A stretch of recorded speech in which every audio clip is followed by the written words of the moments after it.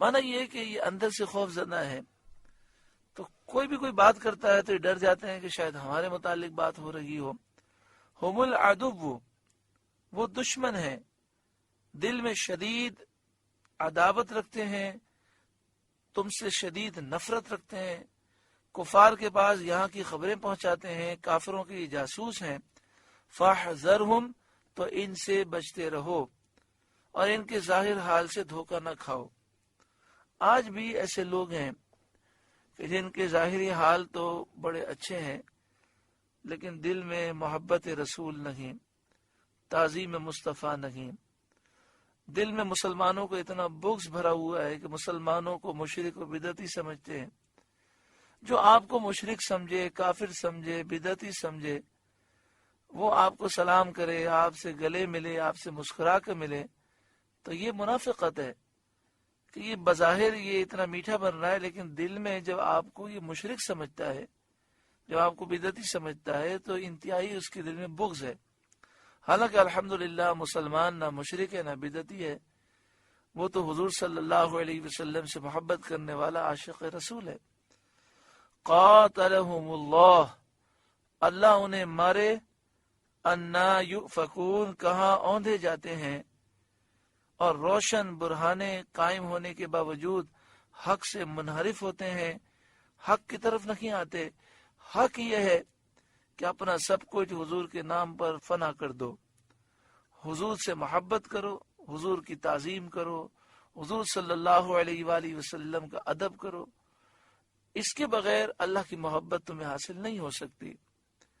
وَإِذَا قِيلَ لَهُمْ تَعَالَوْا، اور جب ان سے کہا جائے کہ آؤ معافی چاہنے کے لیے رسول اللہ کے دربار میں آؤ، یستغفر لکم رسول اللہ، رسول اللہ تمہارے لیے معافی چاہیں، لووا رؤوسہم، تو اپنے سر گھماتے ہیں، ورأیتہم یصدون وہم مستکبرون، اور تم انہیں دیکھو کہ غرور کرتے ہوئے منہ پھیر لیتے ہیں۔ منافقین کی پہچان یہ ہے کہ حضور کے دربار میں شوق سے نہیں آتے۔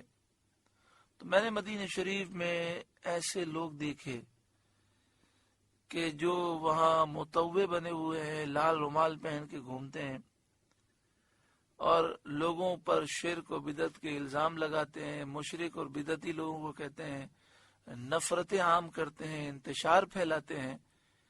ہم نے ان کو دیکھا کہ کبھی بھی سرکار کی بارگاہ میں دل سے حاضری کے لیے تیار ہی نہیں ہوتے، بلکہ لوگوں کو بھی درس دے رہے ہوتے ہیں کہ تم مدینہ شریف آئے ہو، بس ایک دفعہ سلام پیش کر دو، السلام علیکم، بس۔ یہ بار بار تم حضور کی بارگاہ میں سلام پیش کرنے کے لیے ہر نماز کے بعد کیوں جاتے ہو، اتنی دیر کیوں کھڑے رہتے ہو؟ تو یہ منافقوں کی علامت ہے کہ وہ رسول اللہ کے دربار میں ذوق و شوق سے جانے کے لیے تیار نہیں ہوتے۔ وَإِذَا قِيلَ لَهُمْ تَعَالَوْا، اور جب ان سے کہا جائے کہ آؤ معافی چاہنے کے لیے حضور کے دربار میں، یستغفر لکم رسول اللہ، رسول اللہ تمہارے لیے معافی چاہیں۔ ایک مومن جب مدینہ شریف جاتا ہے تو یہی عقیدہ رکھتا ہے اور یہی عرض کرتا ہے کہ یا رسول اللہ، میں آپ کے دربار میں آیا ہوں، میں اللہ سے معافی مانگتا ہوں، آپ میرے لیے استغفار کریں، اور جس کے لیے رسول اللہ استغفار کرتے ہیں اس کی بخشش ہو جاتی ہے۔ لووا رؤوسہم، تو وہ اپنے سر گھماتے ہیں، ورأیتہم، اور تم انہیں دیکھو کہ یصدون وہم مستکبرون، غرور کرتے ہوئے منہ پھیر لیتے ہیں۔ اس کا شان نزول یہ ہے کہ غزوہ مریسی سے فارغ ہو کر جب نبی کریم صلی اللہ علیہ وآلہ وسلم نے ایک کنویں کے کنارے قیام فرمایا تو وہاں یہ واقعہ پیش آیا کہ حضرت عمر رضی اللہ تعالیٰ عنہ کے اجیر جہجہ غفاری اور عبداللہ بن ابی کے حلیف سنان بن دبر جوہنی کے درمیان جنگ ہو گئی۔ جہجہ نے مہاجرین کو، سنان نے انصار کو پکارا۔ اس وقت عبداللہ بن ابی منافق نے حضور سید عالم صلی اللہ علیہ وسلم کی شان میں بہت گستاخانہ اور بیہودہ باتیں بکیں اور یہ کہا کہ مدینہ طیبہ پہنچ کر ہم میں سے عزت والے ذلیلوں کو نکال دیں گے۔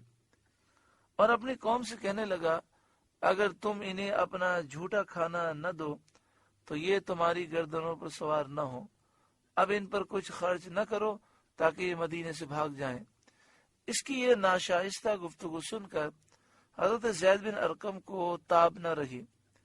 انہوں نے اس سے کہا کہ خدا کی قسم، اللہ کی قسم، تو ہی ذلیل ہے، اپنی قوم میں بغض ڈالنے والا ہے، اور سید عالم صلی اللہ علیہ وسلم کے سر مبارک پر معراج کا تاج ہے، اللہ رب العالمین نے انہیں عزت و قوت دی ہے۔ عبداللہ بن ابی کہنے لگا چپ، میں تو ہنسی سے کہہ رہا تھا۔